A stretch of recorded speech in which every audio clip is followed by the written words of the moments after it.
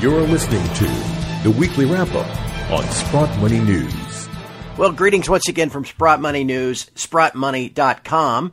It is Friday, July the 27th, and this is your Weekly Wrap-Up. I'm your host, Craig Hemke, and joining us as usual this week is Eric Sprott. Eric, good morning. Craig, good morning. Kind of a crazy sort of week for everybody, both in the stock markets and the gold stocks and the precious metals, so lots to chat about. No doubt about that, and it has been a very volatile week in many regards across the markets. Hey, I've got something new for you this week, Eric, something for you to consider and for everybody else to consider out there. That is the Sprott Money mobile app. You're a big tech guy, aren't you, Eric? You probably got all those apps on your phone, right? I'm a little more precious metals than tech, okay? I got you. Okay, well, here, maybe this will help you out. You can download the Sprott Money mobile app on Google Play and in the Apple App Store. You get live price alerts, you can read blogs, you can listen to weekly wrap-ups like this one and get lots more on the go. You can take Sprott Money with you wherever you go. And the best of all, of course, the mobile app is free. So again, download it at the App Store. Eric, I wish we could download some positive price action, but the metal's down again this week. Gold down, clinging to support down near 1220. It's at 1224, off about 0.5% on the week. Silver's at least unchanged, about 1550. These price levels obviously are attractive to stackers, but they're frustrating to long-term investors. What do you make where we stand here? Yeah, well, as I referred to last week, I was beleaguered, and I see it ended up in a headline somewhere on the Zero Hedge, and it is frustrating. But when you look at what's going on with the commitment of traders and the August gold contract coming up for expiry with that huge open interest, all of the EFPs, exchange for physicals, that are going on, like it's just gargantuan sizes.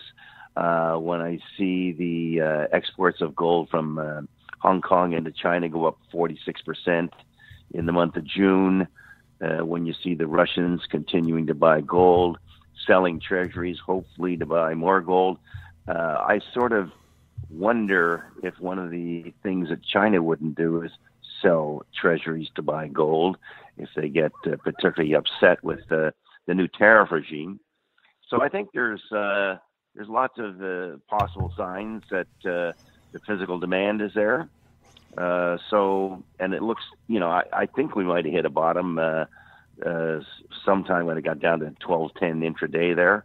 So still quite hopeful. You mentioned the Chinese yuan. I've been writing about that for Sprott Money. My colleague David Brady, who also writes for Sprott Money, he's been writing about this as well. And there's a curious thing going on, Eric. It seems as if the price of gold, the price of copper, even things like zinc are somehow trading in close correlation with that yuan-dollar exchange rate. And we've seen the Chinese devalue the yuan versus the dollar in response to these tariffs. Is that something you're keeping an eye on as well? Well, of course, you got to watch it, and you have to watch China all the time because they're the biggest consumer of everything, right? As both gold and copper and all the base metals. So what happens in China is important.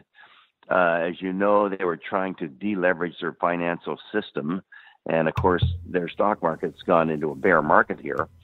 But during this week, it looked like the Chinese authorities have decided, we think we got to ease up on the monetary side and, of course, create a bit of fiscal stimulus at the same time. So the Shanghai exchange has rebounded quite nicely. The yuan hasn't done much yet. I mean, it may have stopped going down. I don't want to say that with certainty. But it looks like they're going to open things up there a little economically. And I think that would be good for the base metals and precious metals. But it's interesting, the correlation of the yuan.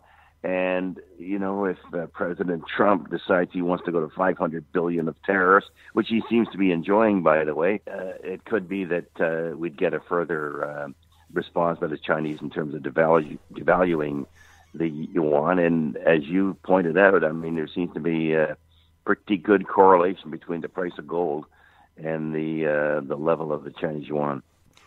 That's the most interesting thing. It's absolutely right. And, it makes you wonder about the overall stock market. So far it's hung in there pretty well, but when they actively devalued the yuan back in 2015, they they only devalued it by about 3.5–4%, and the stock market nearly crashed in August of that year. And now they devalued things by 7 or 8%. And then we've had some of the FANG stocks start to get in trouble, Eric, this week. You worried about the U.S. And the global equity markets at all? Well, I've always thought that we live in a rather enchanted world where interest rates were zero and we kept printing money all the time. And it looks like theoretically that world has ended.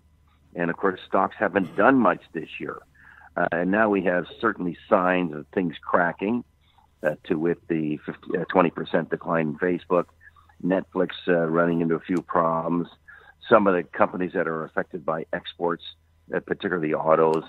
Whirlpool came out with a negative announcement that their costs are going up now because of tariffs.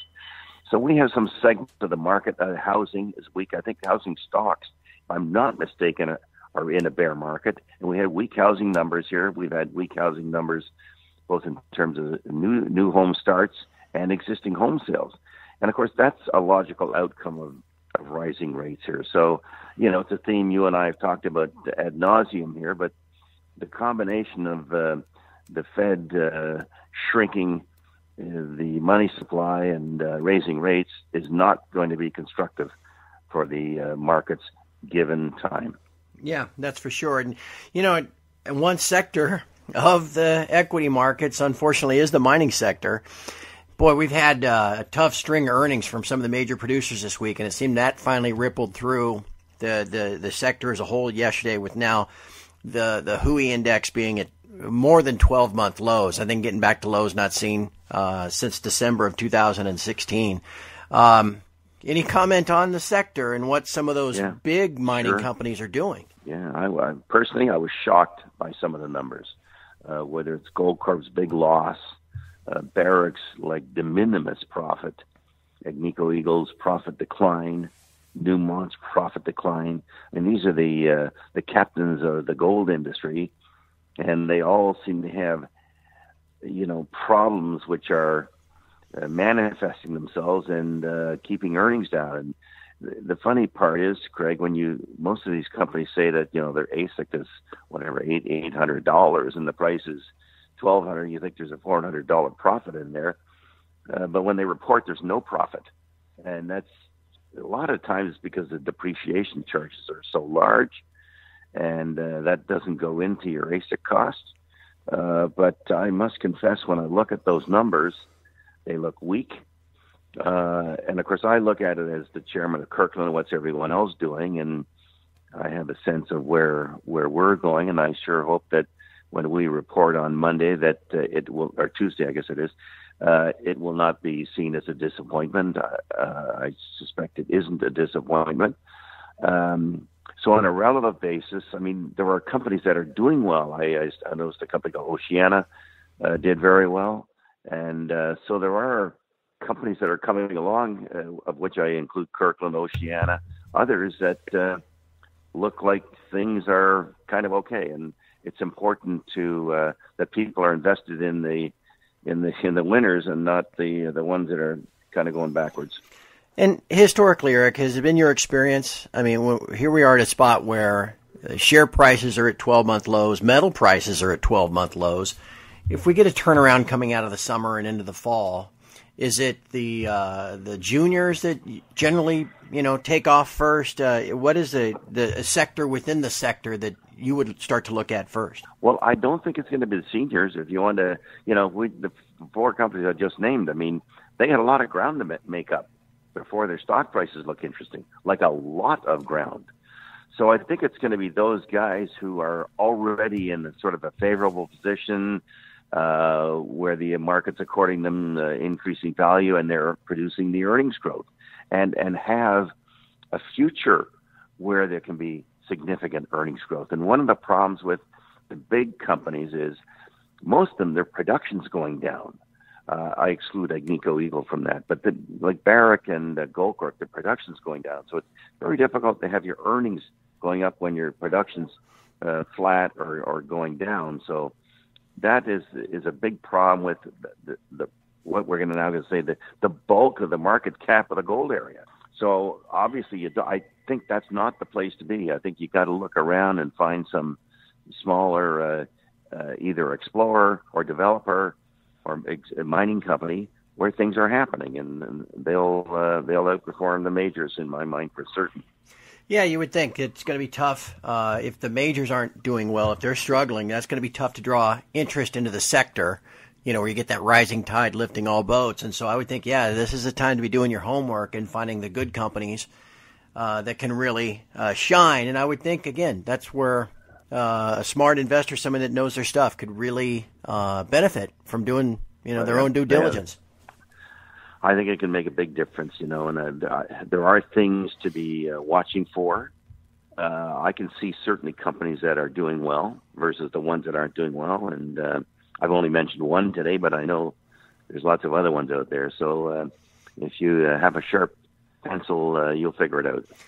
As we turn the corner into next week, Eric, we begin August, which is often kind of a doldrum month, but it also can be quite volatile. I mentioned August 2015 as a recent example. We've got the next employment report for the U.S., and gosh, who knows what we've got in store for us. So I think by the time we get together next week, I'll be interested to see where things stand. Well, we have the COMEX August expiry. We have the COT, the commitment of the traders, is in very good shape for anyone who's bullish. So I think we've had our wash, rinse, and repeat, and now we're ready for the upcycle. So let's keep our finger crossed for a great week. Let's do. Just one last thing for everybody. We mentioned downloading the Sprott Money app from the App Store. One other thing you can do if you want to stay on top of the latest information within the metals industry and get stuff straight to your inbox is to sign up for our Sprott Money newsletter. And if you do, you get a chance to win a Sprott Gold wafer as well. Hey, that's worth your time to sign up. You also get free shipping on your first order. So please visit SprottMoney.com, sign up for that free newsletter now, and don't forget to download the Sprott Money mobile app. Eric, going to be an interesting rest of the summer. It sure looks like it. I look forward to talking to you again next week. It'll be my pleasure. All the best. And from all of us here at Sprott Money News and SprottMoney.com, thank you for listening. Have a great weekend, and we'll talk to you next Friday.